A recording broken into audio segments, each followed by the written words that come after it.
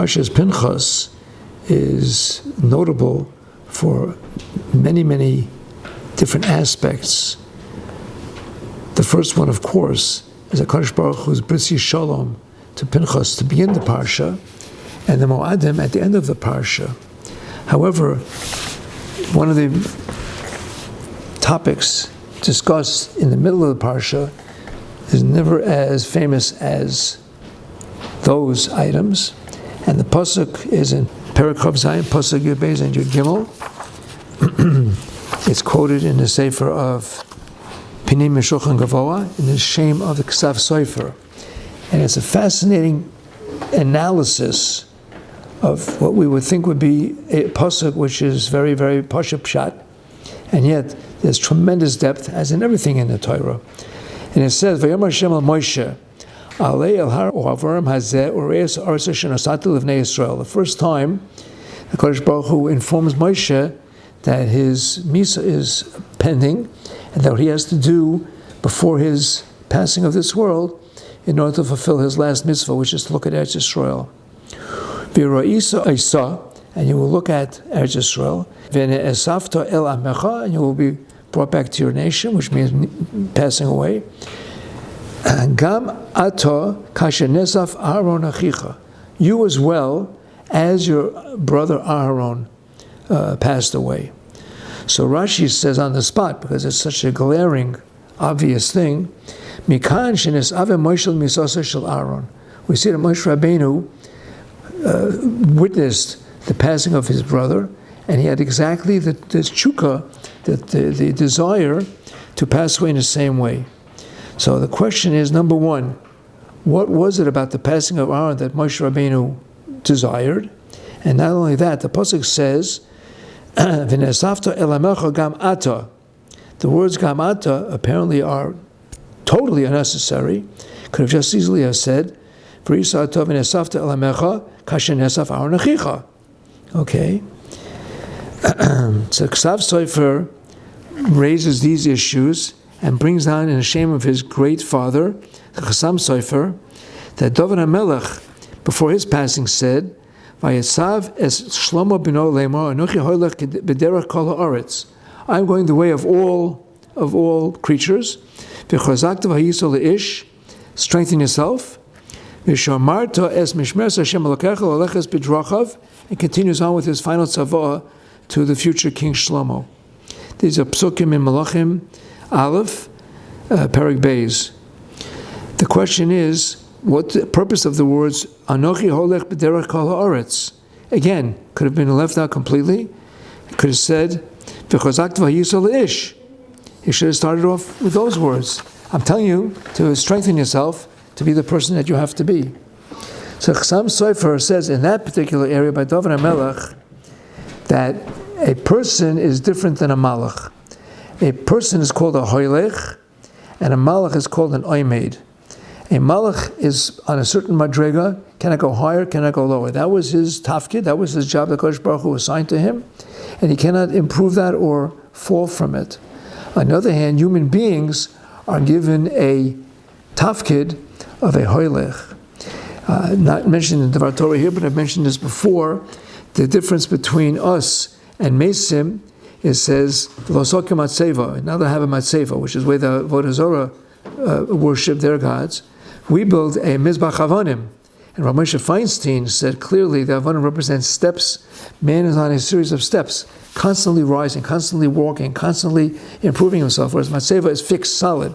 That is precisely why we put a matzeva on a person who has passed away. His accomplishments are completed. Okay.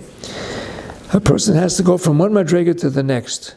That is only when he's alive. However, when he's passed, he's free from doing mitzvahs. Nevertheless, despite the fact that a person is free from mitzvahs after he passes away, there is still the opportunity that he can still be a hoylech. How is that? Famous saying, Bra mezaka abba. A son can be mezaka his father, no matter when, no matter where. Okay?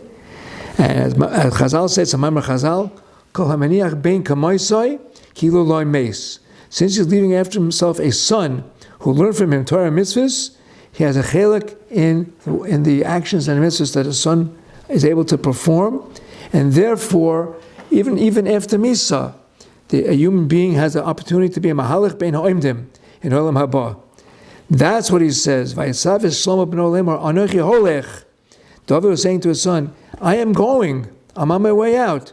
But you can still continue my path, my journey, my rising up to be a holech. How? Because v'chazakti v'yisol ish. In exactly the same way as the Chassam Sofer said about David and Shlomo, the Kesav Sofer, his son, ironically his son, says about Aaron HaKohen. Aaron HaKohen had tremendous chus. What happened at the Misa of Aaron HaKohen? We just had it a few weeks ago in Parshas Chukas. Elazar B'nai was with him, was Mamale his makom, and now we know the Midrashim, brought down in all the Midrashim. Every piece of the Bidei Kahuna that Aaron was wearing was transferred to Elazar. So Aaron had this chus and had the satisfaction of seeing his son being his Mamale makom. And that was a tremendous nechama for him. But Moshe Rabbeinu didn't have that schus. Moshe did not have a ben that's mamali his makom. And that's what Moshe wanted. Moshe had wanted that just like his brother was continuing to be a hoylech after his misa, and through his son was able to continue being productive and going up higher and higher and higher, and Moshe Rabbeinu knew that was not possible for him. HaKadosh Baruch Hu said to Moshe Rabbeinu, "V'nesafta elamecha gam ata." Those are the two extra words we say. You too. How? How is that possible? How can Moshe Rabbeinu do that? How? As Chazal say, whoever is leaving a Talmud k'maisai is considered as if he did not. A Talmud is considered to be a bain. A Talmud choshev kabain, and his mezakeh his Rebbe Olam Haba.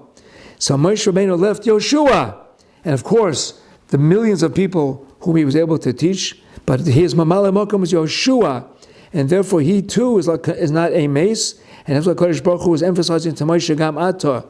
You will have a son just like you, and you will be kashenes of Aaron Achicha in the schus of Yoshua, your Talmud. So how come Korach died? Why don't we say Mzakeh's Abba by Korach's kids? Why weren't the children of Korach able to save their father in their schus?